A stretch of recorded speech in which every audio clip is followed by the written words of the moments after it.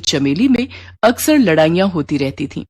चंदा बड़ी थी इसलिए वो चमेली को अपने जेठानी होने का रौब दिखाती थी और उसी से घर के सारे काम करवाती थी। दोनों भाइयों के पास एक गाय थी जिसका नाम जमुना था।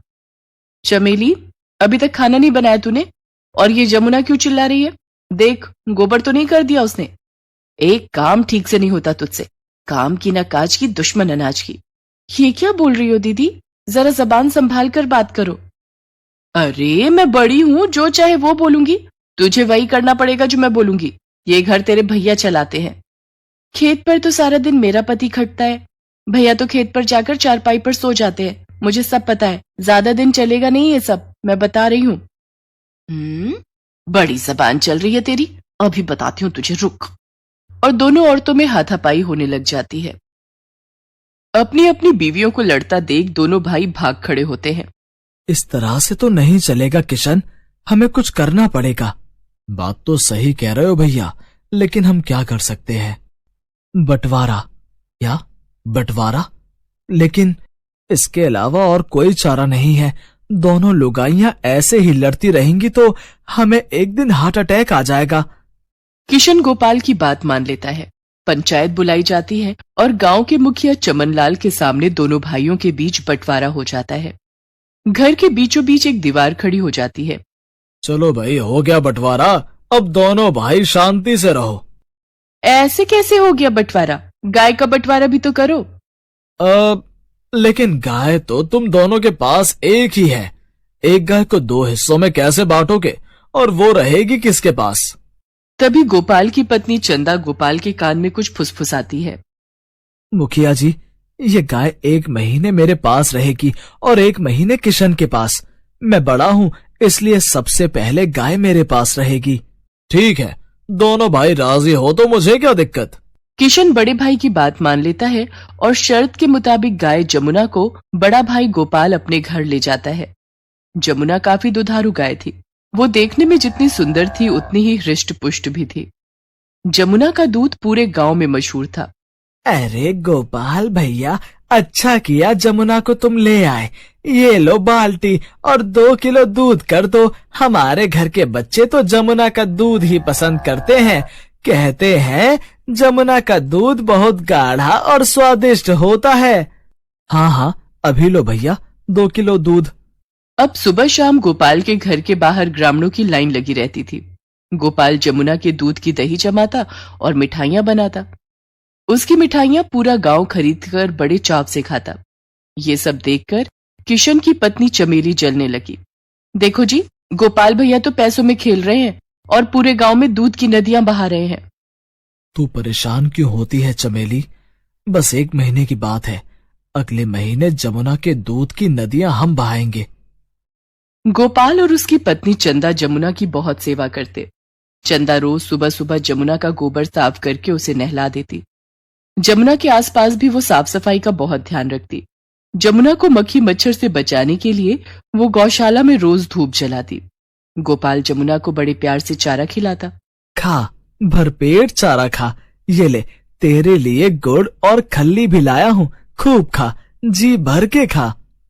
दोनों पति पत्नी का प्यार देखकर जमुना भी उनसे बहुत खुश थी। इसी तरह एक एक करके दिन बीत गए और 1 महीना बीत गया।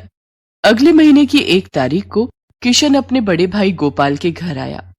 भाई किशन, कैसे हो? मैं तो ठीक हूँ भैया, आप कैसे हैं? तभी पीछे से किशन की पत्नी चमेली वहां आ जाती है और किशन से कहती है, सीधे सीधे काम की बात क्यों नहीं करते कि जमुना को लेने आए हो? चमेली ये बात इतनी जोर से बोलती है कि गोपाल सुन लेता है। हाँ हाँ भाई किशन, जमुना को ले जाओ। अब 1 महीने के लिए जमुना तुम्हारे पास रहेगी। गोपाल के इतना कहते ही चमेली झटपट यमुना को खूंटे से अलग कर देती है और अपने घर ले जाती है। किशन के घर में जमुना के लिए कोई गौशाला नहीं था, इसलिए चमेली घर के दरवाजे पर ही खूंटा गाड़कर यमुना को वहां बांध देती है। सुबह से शाम हो जाती है लेकिन जमुना को कुछ भी खाने को नहीं मिला। रात में जमुना भूख से तड़प कर आवाजें लगा रही थी। तब किशन उसे चारा डालने के लिए जाता है। तभी चमेली वहां आ जाती है। ये क्या कर रहे हो? देख नहीं रही हो, जमुना को भूख लगी है। तुमने इसे चारा नहीं डाला। न मैं चारा डालूंगी और न तुम्हें चारा डालने दूंगी। लेकिन जमुना से तेरी क्या दुश्मनी है? दुश्मनी जमुना से नहीं, तुम्हारे भाई और भाभी से है।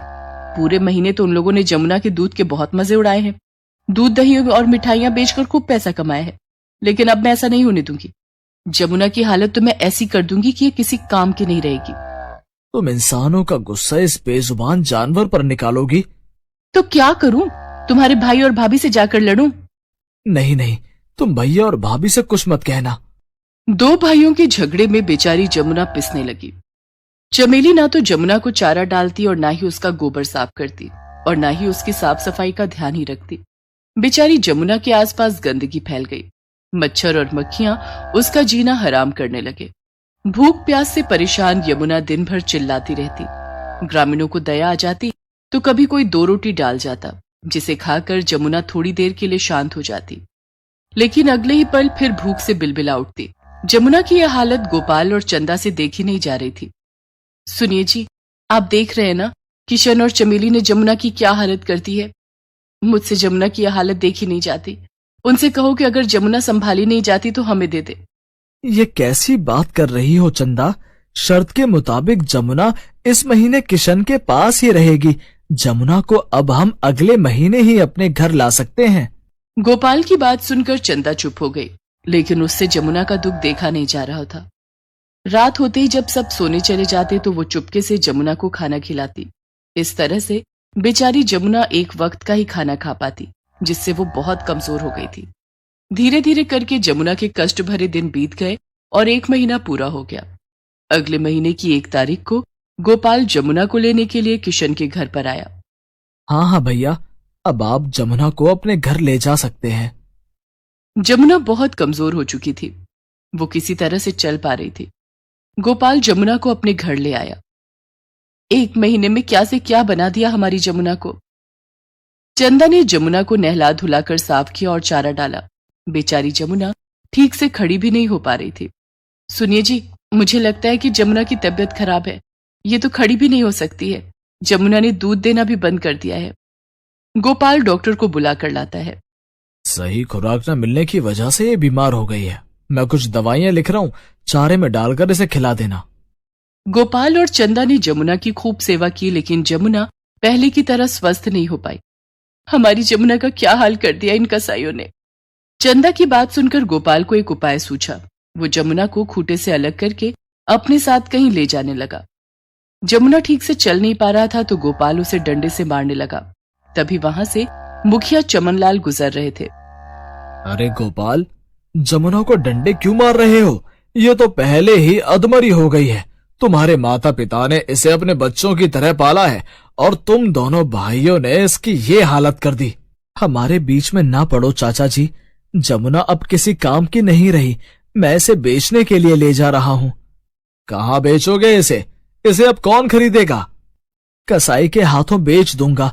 जीते जी तो अब ये किसी काम ना आएगी, मर के तो काम आएगी। मुखिया चमनलाल चिल्लाने लगे। राम राम राम, ऐसे कैसे कसाई को बेच दोगे? इसका बंटवारा मैंने करवाया था। अब इस बात का फैसला मैं ही करूंगा, वो भी पंचायत के सामने। अगले दिन पंचायत बुलाई गई।